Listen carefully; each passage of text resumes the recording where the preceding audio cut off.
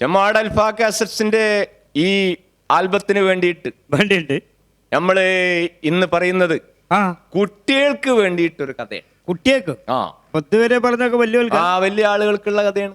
ശരി. കുട്ടികൾ എവിടെ ചെന്നാലും പരാതിയാണ്. വലിയ ആളുകൾക്ക് ഇഷ്ടം പോലെ സംഭവങ്ങൾ നിങ്ങൾ പറയുന്നുണ്ട്. ഞങ്ങൾക്ക് ഇതുവരെ ഒരു കഥ നിങ്ങളെ വകയായിട്ടുണ്ടായിട്ടില്ല. എന്താണ് ഞങ്ങൾ നിങ്ങളെ എന്ത് ദ്രോഹ ഞങ്ങൾ നിങ്ങൾക്ക് ചെയ്തത് എന്ന് ചോദിച്ചിട്ട് കുട്ടികളെ ഭയങ്കര പരാതി. ശരി. അപ്പൊ കുട്ടികൾക്ക് ഞാൻ എവിടെ ചെന്നാലും ഒരു കഥ പറയും. കാരണം കുട്ടികൾ എന്ന് പറഞ്ഞാല് നമ്മൾ അങ്ങനെ സില്ലിയാക്കി തള്ളാൻ പാടില്ല. സില്ലി പറഞ്ഞാൽ മനസ്സിലായില്ലേ? എനിക്ക് ചില്ലിയെ തിരിയുള്ളൂ. സില്ലി എന്ന് പറഞ്ഞാൽ നിസ്സാരന്മാരാക്കാൻ പാടില്ല. മനസ്സിലായോ? അതായത് കുട്ടികൾ എന്ന് പറഞ്ഞാൽ ഭാവിയുടെ വാഗ്ദാനങ്ങളാണ്. ഇന്നത്തെ കുട്ടികൾ ഈ നാടിന്റെ ശില്പികൾ എന്നാണ് പറഞ്ഞത്. അതായത് നാളത്തെ MLA-മാരായിട്ട് MP-മാരായിട്ടൊക്കെ രംഗപ്രവേശനം ചെയ്യാനുള്ള മക്കളാണ്, ആളുകളാണ്, ഭാവി പൗരന്മാരാണ് ഇന്നത്തെ കുട്ടികൾ. മനസ്സിലായി? അപ്പോ ഞാൻ എവിടെ ചെന്നാലും ആദ്യം കുട്ടികൾക്ക് വേണ്ടിയിട്ട് ഒരു കഥ പറയും. അതായത് നമ്മളെ വീട്ടിലെ സമ്പ്രദായം അനുകരിക്കുകയാണ്. വീട്ടിലിപ്പോ എന്താ കുട്ടികൾക്ക് ഒരു പ്രത്യേക പരിപാടി? പ്രത്യേക പരിപാടിയല്ല. കുട്ടികളെ വീട്ടിൽ ഇത് വളരെ ഒരു പണ്ടേ ഉള്ള ഒരു സ്വഭാവമാണ്. അതായത് കുട്ടികൾക്ക് വീട്ടിലൊരു പ്രത്യേക പരിഗണന ഉണ്ട്. ഇപ്പൊ ഉദാഹരണത്തിന് ഉമ്മ ചോറും കൂട്ടാനും ആൻറ്റി കറികളും ഒക്കെ ഉണ്ടാക്കി കഴിഞ്ഞാൽ ആദ്യം ആർക്കാ കൊടുക്കുക? അത് കുട്ടികൾക്ക് കുട്ടികൾക്ക് ആദ്യം കൊടുക്കും.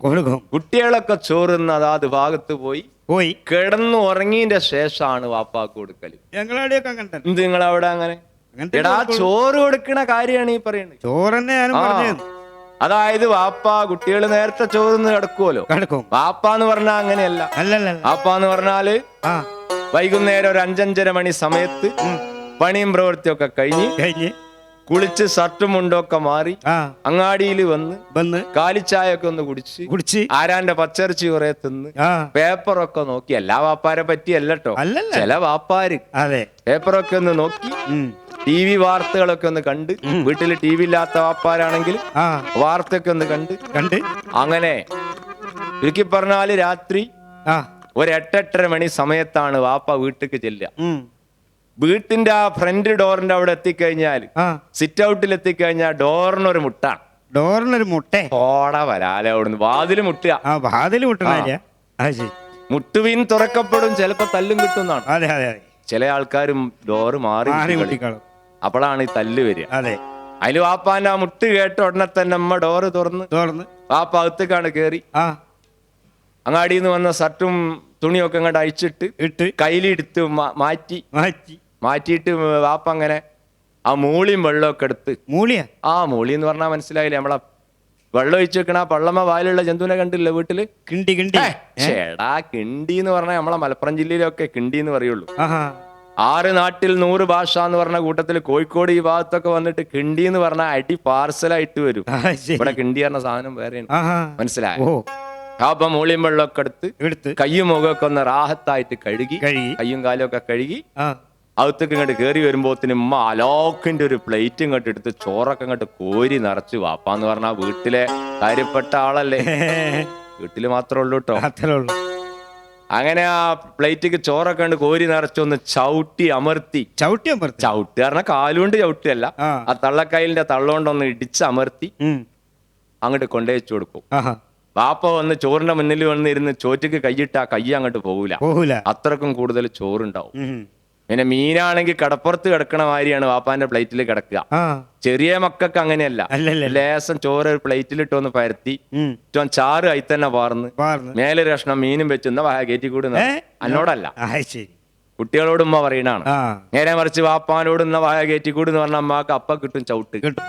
കാരണം ബാപ്പ എന്ന് പറഞ്ഞ പരിയിലെ വമ്പനാണ്. പരിയില് മാത്രമേ ഉള്ളൂ, അങ്ങാടിയിലില്ല. അങ്ങാടിയിൽ വന്ന് വമ്പത്തിലിളക്കിയാല് ആൾക്കാരോട് ചുണ്ടിന് കിട്ടും. മനസ്സിലായി? അപ്പോ ഇത് ബാപ്പാന്റെ പ്ലേറ്റില് ഇങ്ങനെ മീനൊക്കെ കടപ്പുറത്ത് കിടക്കണ മാതിരി കിടക്കണ കണ്ടാൽ ചെറിയ മക്കള് പിരാവും. അല്ലോ വാപ്പാക്ക് തോനെ കൊടുത്തിക്കണ്, ഞങ്ങൾക്ക് കുറച്ചുള്ളൂ എന്ന് പറഞ്ഞിട്ട് കുട്ടികള് കച്ചറുണ്ടാക്കും. അതിനാണ് ഈ കുട്ടികളെ ആദ്യം ചോറൊക്കെ തിന്നാൻ കൊടുത്ത് വേഗം ബാപ്പ വരുമ്പോ തന്നെ കിടത്തി ഓർക്കണത്. മനസ്സിലായ? എന്ന് പറഞ്ഞ മാതിരി തന്നെയാണ് ഞാൻ എവിടെ ചെന്നാലും ആദ്യം കുട്ടികൾക്ക് വേണ്ടിയിട്ട് ഒരു കഥ പറയും. എന്നാൽ അത് കഴിഞ്ഞിട്ടേ വലിയവർക്ക് തുടങ്ങുള്ളൂ. മനസ്സിലായോ? അപ്പോ കുട്ടികളെന്ന് പറഞ്ഞാല് പണ്ടൊക്കെ ഞാൻ കുട്ടികൾക്ക് ഒരു സൈസ് വരണ്ടി പെയിന്റ് ഇട്ട് ജാതി കഥകളൊക്കെ പറഞ്ഞിരുന്നു. ഓഹോ, അത് പഴയ കുട്ടികൾക്ക്. ശരി. ഇന്നിപ്പോ 21-ാം നൂറ്റാണ്ടിലെ മക്കളാണ് ഇന്നത്തെ കുട്ടികളോട് ആ വിളവൊന്നും ശരിയാവൂല. ഇല്ല, ഞമ്മളിലേറെ വിളഞ്ഞീറ്റങ്ങളാണ് ഇപ്പോഴത്തെ മക്കൾ. മനസ്സിലായോ? പാപ്പാനെ എടാന്ന് വിളിച്ചിട്ട് ജാതി മക്കളാണ്. അപ്പോ പാപ്പാനെ ഡാന്ന് വിളിച്ചുന്ന കുട്ടികളെ കണ്ടില്ലല്ലോ. ആ, പാപ്പാനെ ഡാന്ന് വിളിച്ചുന്ന കുട്ടികൾ ഞങ്ങളെ നാട്ടിലുണ്ട്. ഇംഗ്ലീഷ് മീഡിയത്തിൽ പഠിക്കുന്ന കുട്ടികളാണ്. അപ്പോ എന്താ അത് ഇങ്ങനെ വിളിക്കണെന്ന് വിചാരിച്ച് ഞാൻ ആകെ അത്ഭുതപ്പെട്ടു. അപ്പൊ എന്താ സംഭവം എന്നറിയും? ഡാഡി ഡാഡി എന്നുള്ള ഷോർട്ട് ചെയ്തിട്ട് ഡാ ഡാ എന്ന് വിളിക്കുകയാണ്. അപ്പൊ ഞാൻ ആകെ അന്തം വിട്ടത് കേട്ടപ്പോ, എന്താ ഈ കുട്ടി ബാപ്പാനെ കേറിയിട്ട് ഡാന്ന് വിളിക്കുന്നു? അപ്പോ എന്ന് പറഞ്ഞ മാതിരി ഇപ്പോഴത്തെ മക്കളൊക്കെ പരിഷ്കരിച്ച മക്കളാണ്. പരിഷ്കരിച്ച് ആകെ നിസ്കരിച്ച് കുട്ടികൾക്ക് ഇപ്പോ രാവ് ഏതാ പകലേതാന്ന് അറിയാതെ അയക്കണം. പണ്ട് കാലഘട്ടങ്ങളിലൊക്കെ എന്ന് പറഞ്ഞാല് ഇപ്പൊ ഉദാഹരണം പറയാ, ഒരു 10-20 കൊല്ലം മുമ്പ് നമ്മളിപ്പോ ഒരു റോട്ടിനിങ്ങനെ ഒരു കുഗ്രാമത്തിൽ കൂടി നടന്നു പോവുകയാണെന്ന് സങ്കല്പിച്ചു. ഒരു പഞ്ചായത്ത് കട്ട് റോഡോ ഓടാ വരാലോ. പഞ്ചായത്തിന് അങ്ങനെ റോഡുണ്ടാക്കും കക്കണ സ്വഭാവമൊന്നുമില്ല. പഞ്ചായത്ത് പാവം ഒരു ഉണ്ടാമില്ലാത്ത ജന്തുവാണ്. അതിനൊന്നിനും കഴിയൂല. പഞ്ചായത്തൊന്നും അങ്ങനെ റോഡ് ഉണ്ടാക്കുമ്പോ ഒന്നും കക്കലില്ല. പിന്നെ ഈ റോഡ് കോൺട്രാക്ടർമാര് കള്ളപ്പണി എടുക്കും. അതിനെ ഒപ്പിട്ട് കൊടുക്കണ എഞ്ചിനീയർമാർക്കും അതിന്റെ വാർഡ് മെമ്പർമാർക്കും ഒക്കെ എന്തെങ്കിലുമൊക്കെ ചില്ലറ പോലും കൊടുക്കലുണ്ടാവും. ഇപ്പൊ പഞ്ചായത്ത് കെട്ടു എന്ന് പറയാൻ പറ്റൂല. അത് ആൾക്കാർ ചെയ്യുന്ന പരിപാടിയാണ്. ഏതായാലും അങ്ങനത്തെ സ്വഭാവം ഒന്നും നമ്മളെ കേരളത്തിലില്ല എന്നുള്ളത് നമ്മളെ കേരളത്തിലെ ഓരോ പഞ്ചായത്ത് റോഡുകളും വിളിച്ചു പറയുന്നുണ്ട്. അപ്പൊ ഉദാഹരണം പറയാ, ഒരു പഞ്ചായത്ത് റോഡിന് നമ്മളിങ്ങനെ സന്ധ്യാസമയത്ത് നടന്നു നീങ്ങാനൊക്കെ വളരെ നല്ല റോഡാ. ചില സ്ഥലത്തേക്കൊക്കെയാണ് ചെന്നാ റോഡ് ഏതാ തോട് ഏതാന്ന് അറിയാതെ നമ്മളൊക്കെ അന്തം വിട്ടു. അത്രക്കും നല്ല റോഡാണ്. മാർബിള് പതിച്ചതാണോ എന്ന് ചിലപ്പോ എനിക്ക് തോന്നിപ്പോയിട്ടുണ്ട്. ഏതായാലും അങ്ങനത്തെ ഒരു റോഡിന് നമ്മളൊരു 10-20 കൊല്ലം മുമ്പ് നടന്നു പോവുകയാണ്. അപ്പൊ ഈ റോഡിന്റെ 2 സൈഡുകളിലും നിറയെ വീടുകളാണ്. അപ്പൊ ഒരു വഴിയാത്രക്കാരൻ ഇങ്ങനെ നടന്നു പോവുകയാണെങ്കിൽ സന്ധ്യാസമയത്ത്, പഴയ കാലത്തൊക്കെ സന്ധ്യാസമയത്ത് കുട്ടികളോട് നാമം ജപിക്കാന്, അതുപോലെ ഖുർആൻ ഓതാന്, അതുപോലെ ദൈവത്തിന്റെ അവദാനങ്ങൾ വാഴ്ത്തി പാടാനൊക്കെ അതാത് മതസ്ഥര് അവരവരുടെ ചിട്ട അനുസരിച്ച് പറയാറുണ്ട്. പണ്ടത്തെ കാലത്താണെങ്കിൽ സന്ധ്യാസമയത്ത് പോണ സമയത്ത് ഓരോ വീട്ടിൽ നിന്നും കേൾക്കുന്ന പാട്ട് കേട്ടിട്ടുണ്ടോ? ഇല്ല. ചില വീട്ടിൽ നിന്ന് കേൾക്കാം, സുബ്ഹാനല്ലാഹ് അൽഹംദുലില്ലാഹ് ലാ ഇലാഹ ഇല്ലല്ലാഹ് അൽഹംദുലില്ലാഹ് അല്ലാഹു അക്ബർ ലാ ഹൗല വലാ ഖുവത സുബ്ഹാനല്ലാഹ് അൽഹംദുലില്ലാഹ് ലാ ഇലാഹ ഇല്ലല്ലാഹ് അല്ലാഹു അക്ബർ ലാ ഹൗല വലാ ഖുവത ഇല്ലാ ബില്ലാഹ് ഖുവത ഇല്ലാ ബില്ലാഹ്. ഇത് കേട്ടാൽ യാത്രക്കാരൻ എന്ത് മനസ്സിലാവും? ഈ വീട്ടിൽ താമസിക്കുന്നത് ഒരു മുസ്ലിം കുടുംബമാണ്. കുറച്ചും കൂടി യാത്രക്കാരൻ മുന്നോട്ട് നീങ്ങുമ്പോ വേറൊരു സ്റ്റൈലിൽ ഒരു പ്രാർത്ഥന കേൾക്കാം. ഭഗവാനേ കാത്തരുളണേ ഭക്തവത്സലാ മുക്തിദായക ഭഗവാനേ കാത്തരുളണേ ഭക്തവത്സലാ മുക്തിദായക ഭക്തവത്സലാ മുക്തിദായക. ഉടനെ തന്നെ യാത്രക്കാരൻ മനസ്സിലാക്കിയോ ഇവിടെ താമസം ഒരു ഹിന്ദു കുടുംബാണ്. വീണ്ടും യാത്രക്കാരൻ മുന്നോട്ട് നീങ്ങുകയാണ്. തൊട്ടപ്പുറത്തുനിന്ന് കേൾക്കുന്ന പ്രാർത്ഥന എങ്ങനെയാണ്? നിത്യവിശുദ്ധയാം കന്യാമറിയമേ നിന്നാമം വാഴ്ത്തപ്പെടട്ടെ. നന്മ നിറഞ്ഞ നിൻ സ്നേഹവാത്സല്യങ്ങൾ ഞങ്ങൾക്കനുഗ്രഹമാവട്ടെ. നിത്യവിശുദ്ധയാം കന്യാമറിയമേ നിന്നാമം വാഴ്ത്തപ്പെടട്ടെ. നന്മ നിറഞ്ഞ നിൻ സ്നേഹവാത്സല്യങ്ങൾ ഞങ്ങൾക്കനുഗ്രഹമാകട്ടെ. യാത്രക്കാരൻ മനസ്സിലാക്കി ഇതൊരു ഇതൊരു ക്രിസ്തീയ കുടുംബത്തിന്റെ വീടാണ്. വീടാണ്. ഇതൊക്കെ പഴയ കാലത്തെ കഥയാണ് കേട്ടോ. അതെ. ഇന്നൊക്കെ ഇതിൽ നിന്നൊക്കെ വളരെ വ്യത്യാസങ്ങൾ വന്നുപോയി, വ്യതിയാനങ്ങൾ സംഭവിച്ചു. അതെ. പണ്ടത്തെ വല്യമാരെ കയ്യിലും തസ്ബീഹ് എഴുസാമഗരീബിന്റെ അടിയിൽ തസ്ബീഹ് ആയിരുന്നു. അതെ. ഇപ്പോഴത്തെ വല്യമാരെ കയ്യിലൊക്കെ റിമോട്ടാണ്. എന്നിട്ട് ഇങ്ങനെ സുബ്ഹാനല്ലാഹ് ഇങ്ങനെ അമർത്തേണ്. മനസ്സിലായ? അപ്പോ പണ്ടൊക്കെ വല്യപ്പാര് കുട്ടികളോട് ഇപ്പോഴത്തെ വല്യപ്പാര് കുട്ടികളോട് പഠിച്ചിൽ ഓതാനോ അല്ലെങ്കിൽ പ്രാർത്ഥിക്കാനോ വലിയച്ഛന്മാര് പ്രാർത്ഥിക്കാനോ ഒക്കെ പറഞ്ഞു കഴിഞ്ഞാല് കുട്ടികളെ വക ഒരു പ്രാർത്ഥന ഉണ്ട്. നെഞ്ചിനുള്ളിൽ നീയാണ്, കണ്ണിൻ മുന്നിൽ നീയാണ്, കണ്ണടച്ചാൽ നീയാണ് ഫാത്തിമ, ഫാത്തിമ.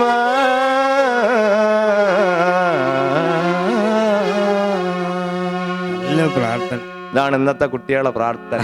അത് എല്ലാ മതസ്ഥരായ കുട്ടികളെ തൊള്ളിന്ന് അതന്നെ വരുള്ളൂ.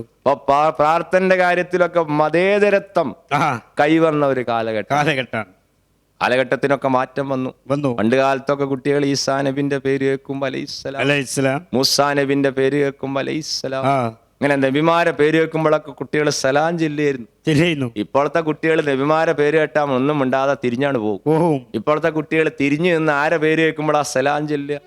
ബഹുമാനപ്പെട്ട മമ്മൂട്ടി അലൈഹിസ്സലാം, ബഹുമാനപ്പെട്ട മോഹൻലാൽ അലൈഹിസ്സലാം, ബഹുമാനപ്പെട്ട കാവ്യ മാധവൻ കുട്ടികളൊക്കെ സിനിമാ ലോകത്താണ്. ലോകാകെ മാറിപ്പോയി.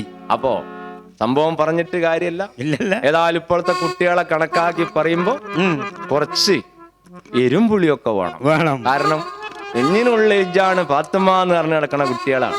അപ്പൊ ഓൾക്ക് വേണ്ടിയിട്ട് എന്തെങ്കിലും പറഞ്ഞിട്ട് കാര്യമില്ല. അപ്പൊ കുട്ടികൾക്ക് വേണ്ടിയിട്ട് ഞാന് ഒരു പ്രേമത്തിന്റെ കഥ തന്നെയാണ് ഇതിൽ പറയുന്നത്. അതിനോടാണ് ഇപ്പൊ കുട്ടികൾക്കൊക്കെ താല്പര്യം. മനസ്സിലായ? അതുകൊണ്ടാണ് കുട്ടികൾ ഈ പാട്ടിനെ എത്രയധികം സ്നേഹിക്കാൻ കാരണം ഈ പാട്ട് എന്ന് പറഞ്ഞാൽ ഈ പാട്ടിന്റെ ആകത്തുക നോക്കുമ്പോ അങ്ങനെയാണ്. ഒരു നാളിൽ ഞാൻ അവിടെ വരുന്നുണ്ട് പൂമോളെ, മഹർമാല അണിയിക്കാൻ നിൻ ചാരെ, നരികളൊപ്പന പാടാതെ താളമേളം ഇല്ലാതെ നിന്നെ ഞാൻ സ്വന്തമാക്കിയിടാം ഫാത്തിമ. നരികളല്ലെങ്കിൽ എവിടെയാ ഒപ്പന പാടല്? അത് താളം ഇതിന്റെ ആ ഫ്രെയിമിൽ ഒതുങ്ങി നിൽക്കാൻ വേണ്ടിയിട്ട് കലാകാരൻ ചെയ്ത പണിയാണ്. നാരികളൊപ്പന പാടാതെ എന്നാണ് ശരിക്കും എഴുത്തുകാരൻ എഴുതി കൊടുത്ത്. പാടിയോൻ എന്ത് ചെയ്തു? ഫ്രെയിമിൽ കുടുങ്ങാതെ വരുമോ എന്ന് ഇവനൊരു ഡൗട്ട്.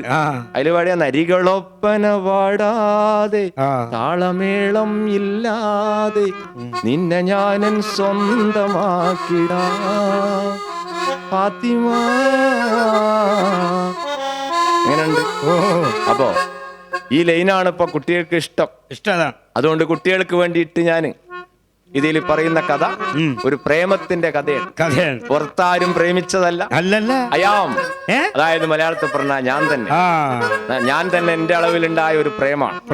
അതായത് 1900 ഏതാനും വർഷങ്ങൾക്ക് മുമ്പ്, കണക്ക് ഓർമ്മല്ല, കൊണ്ടോട്ടി നേർച്ചയിൽ വെച്ച് ഞാനൊരു ബ്രെഡിന്റെ പരസ്യത്തിന് വേണ്ടി പോയതാ.